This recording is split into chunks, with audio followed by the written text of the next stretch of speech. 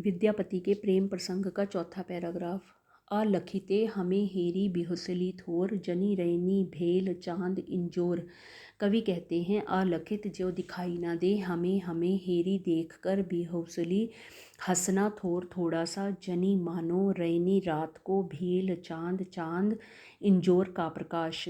कवि कहते हैं कि वह राधा इतनी अधिक सुंदर है कि वह छिप कर हमारी तरफ हंस कर देखती है, अर्थात छिप कर मुस्कुराती हुई वह राधा जब हमें देखती है तो ऐसा लगता है मानो कि रात के समय में ही चांद का प्रकाश फैल गया हो।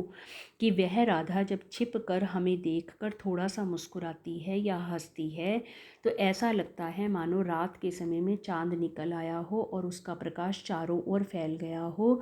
कुटिल कटाक्ष लाट पड़ी गेल, कुटिल कटाक्ष उसके तिरछे नेत्र, लाट बहुत अधिक पड़ी गेल, बहुत अधिक मेरे पास पड़े हैं। मधुकर डंबर मधुकर भंवरों का समूह, अंबर आकाश में भेल उड़ रहा हो। ऐसा लगता है मानो कि उसने तिरछे नेत्रों को से जब मेरी तरफ देखा तो उसके तिरछे नेत्र इस प्रकार से मेरे पीछे पड़ गए जैसे कि आकाश में भंवरों का समूह उड़ रहा हो और वह किसी के पीछे पड़ा हो। जैसे आकाश में भंवरों का समूह इकट्ठा होकर उड़कर अपने लक्ष्य प्राप्ति को करना चाहता है, उसी प्रकार से उसके तिरछे नेत्र भी ऐसे लगते थे मानो कि मेरे साथ साथ चल रहे हों। काहिक सुंदरी के ताही जान, काहिक सुंदरी किसकी बेटी है के ताही जान, उसको नहीं जानता। आकुल कई गेल हमार प्राण, आकुल व्याकुल करना, कई गेल किसी प्रकार से हमारा प्राण हमारे प्राणों को। और वह किसकी बेटी है यह जब हमें नहीं जान पड़ा या मैं नहीं जान पाया तो मुझे ऐसा लगा कि मानो वह हमारे प्राणों को व्याकुल कर रही हो, अर्थात मैं बड़ी व्याकुलता के साथ वह उसके बारे में जानना चाहता था, उसके का परिचय जानना चाहता था। लीला कमल भमर धरुबारी, चमक चलली गोरी चकित निहारी। लीला कमल लीला करती हुई खेल करती हुई, कमल भंवर कमल के ऊपर भंवरों का समूह, दरुबारी चमक चलली चमककृत होकर चलना, गौरी वह राधा चकित निहारी चकित रूप से देख रही है। कवि कहते हैं कि वह लीला करती हुई कमल के पर से भंवरों को हटाना चाहती हो, अर्थात हम पर से अपनी नज़र को हटाना चाहती हो। ऐसा लगता था मानो कि वह खेल करती हुई कमल पर से भंवरों को हटाना चाहती है और एक चमत्कृत तरीके से चलती हुई वह हमें बहुत ही अधिक हैरानी से देख रही थी।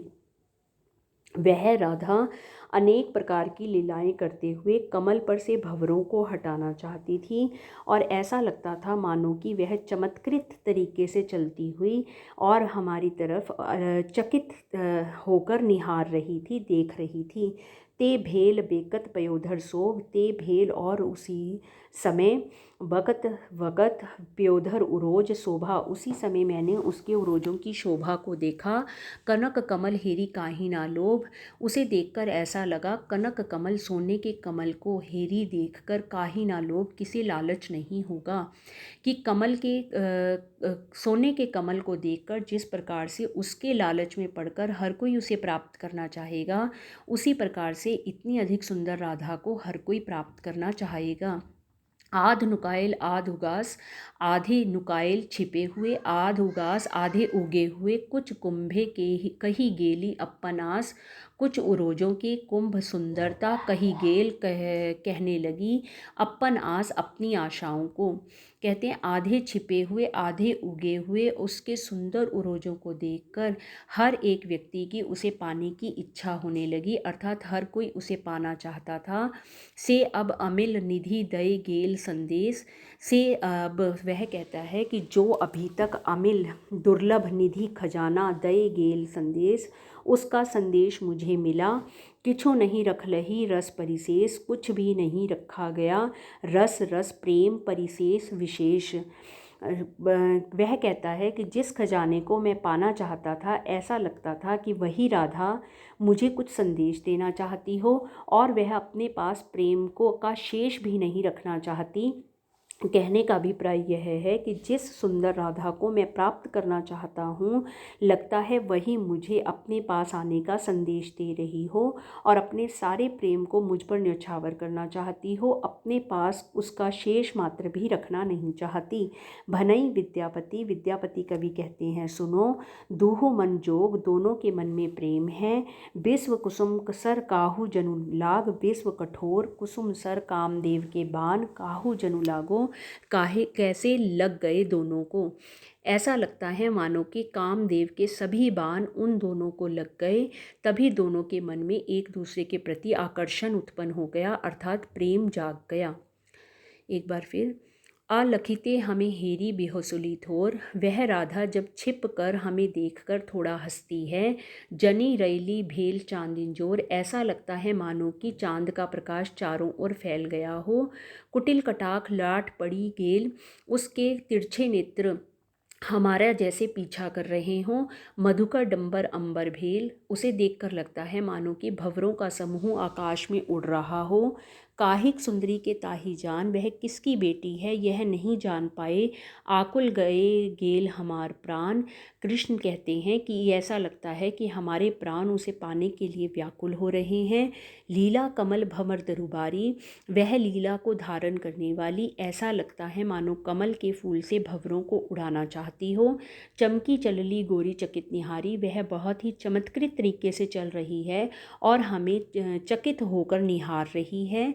ते भेल बेकत पयोधर शोभ, और उसी वक्त उसके जब उरोजों की शोभा को देखा तो ऐसा लगा कनक कमल हेरी काहे ना लोभ, कि सोने के कमल को देखकर उसे प्राप्त करने की इच्छा कौन नहीं करेगा।